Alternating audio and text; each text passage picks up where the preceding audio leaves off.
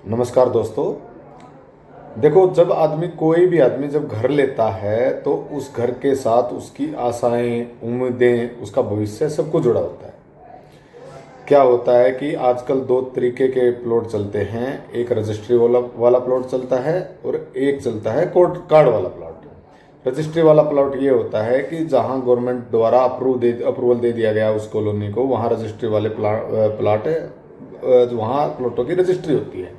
और जहां पर गवर्नमेंट के द्वारा अप्रूवल नहीं है, जहां पर जैसे क्या होता है कि कार्ड वाला प्लॉट जब बनता है, कार्ड तब बनता है प्लॉट का, तब क्या होता है कि जब मान लो कि 1-2 एकड़ जमीन को कोई भी सोसाइटी उस जमीन को खरीद लेती है और उस जमीन की रजिस्ट्री सोसाइटी के नाम हो जाती है, तो सोसाइटी फिर उसके अंदर प्लॉट काट के और लोगों को बेचना चालू कर देती है।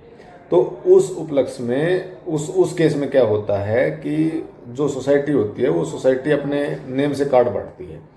तो लगभग आजकल कार्ड वाले ही प्लॉट चलते हैं और रजिस्ट्री वाले भी, जहाँ गवर्नमेंट के द्वारा पूरे सेक्टर कार्ड दिए गए हैं वहाँ रजिस्ट्री वाले प्लॉट चलते हैं।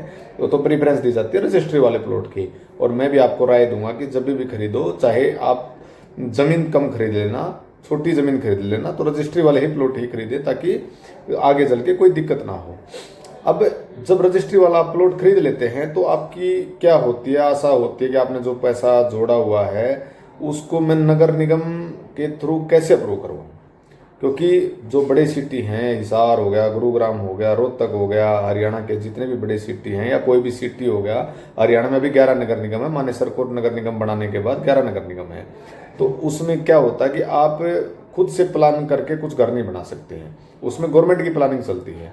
जो पूरी कॉलोनियों में गवर्नमेंट की चाहे कोई कॉलोनी हो चाहे कोई सेक्टर हो, उसमें गवर्नमेंट की प्लानिंग चलती है। तो गवर्नमेंट की प्लानिंग चलती है तो गवर्नमेंट उस प्लानिंग के तहत ही आपको थोड़ी गाइडलाइंस, जो भी हैं गाइडलाइंस, वो आपको दी हुई हैं।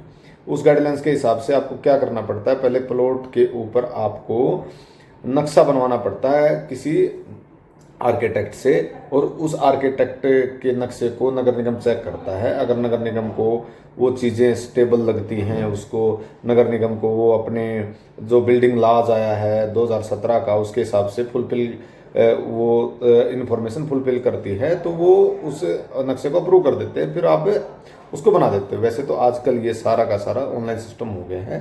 तो इसके लिए आपको क्या क्या डॉक्यूमेंट चाहिए वो मैं अभी आपको बताऊंगा।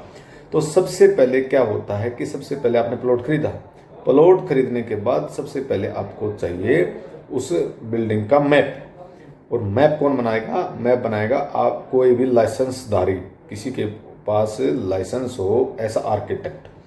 और वो आर्किटेक्ट क्या होगा, आपका जो लंबाई चौड़ाई के हिसाब से पूरा प्लॉट को देख के उसके हिसाब से आप जिस तरीके का आप मकान बनाने को कहोगे उसको मकान बना देगा।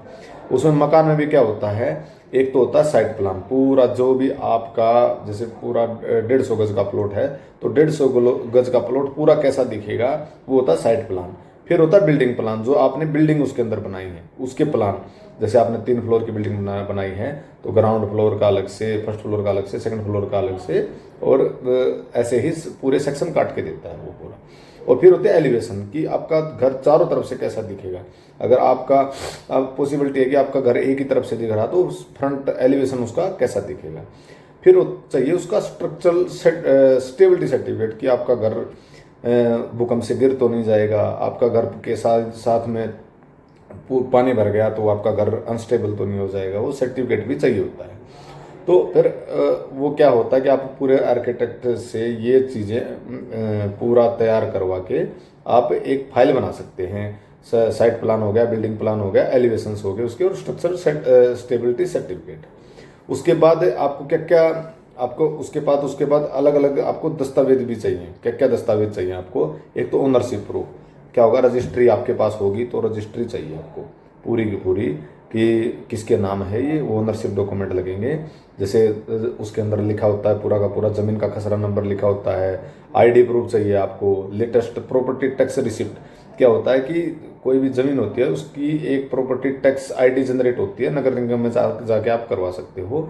वो प्रॉपर्टी टैक्स क्या होता है कि अलग अलग सिटी में अलग ग्रेड के हिसाब से अलग अलग लगता है। खाली प्लॉट पे कहीं ले लेते हैं, कहीं पे नहीं लेते हैं टैक्स। तो पूरी प्रॉपर्टी टैक्स की रिसिप्ट चाहिए कि कोई भी हमारा प्रॉपर्टी टैक्स नगर निगम की तरफ से बकाया नहीं है।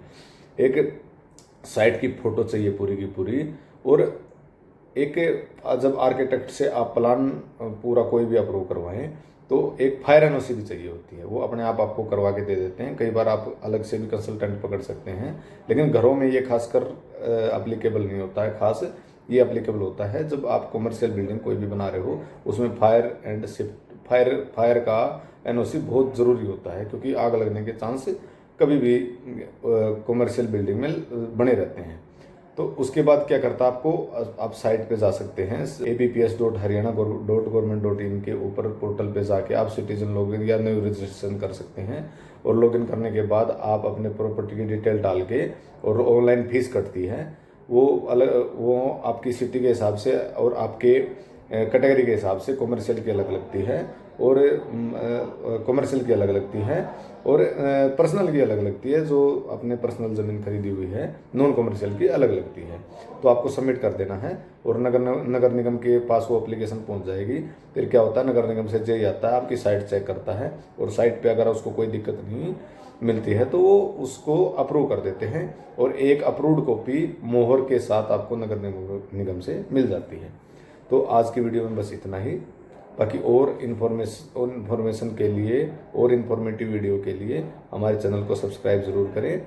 और अगली वीडियो में लेके आऊँगा प्रॉपर्टी टैक्स पे, क्योंकि लोगों का ना प्रॉपर्टी टैक्स को लेके बड़ा कन्फ्यूजन रहता है कि हमारा जी इतना प्रॉपर्टी टैक्स क्यों लग रहा है, हम किस कैटेगरी के अंदर आते हैं, किसी कमर्शियल कैटेगरी क्या होती है, और नॉन कमर्शियल जो ज़मीन है उसके ऊपर टैक्स कैसे लगता है।